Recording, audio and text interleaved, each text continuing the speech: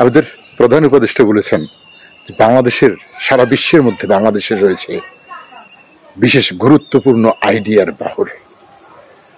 এই আইডিয়াগুলো নিয়ে আমরা যদি এগিয়ে যাই, গোটা বিশ্ব আমাদের হাতের মুঠোয় চলে আসবে।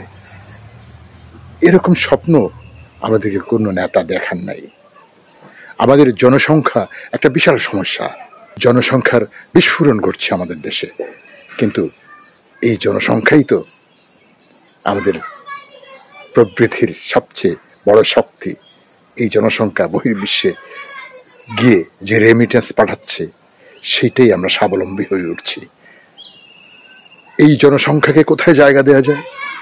সমুদ্র আমাদের জন্য আশীর্বাদ।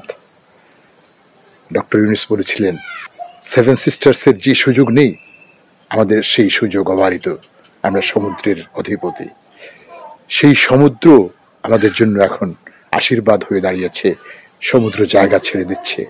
সন্দ্বীপের কাছাকাছি বিগত 3 দশকে প্রায় 400 কিলোমিটার জায়গা বেশি উঠেছে। এই স্বপ্নগুলো যিনি দেখাতে পারেন, যিনি এই স্বপ্নের পথে নিয়ে যেতে পারেন, তিনিই তো নেতা। আমাদের নেতৃত্ব স্বপ্নবাজ মানুষের নেতৃত্ব স্বপ্নবাজ নেতাই পূরণ করতে পারেন। ধন্যবাদ।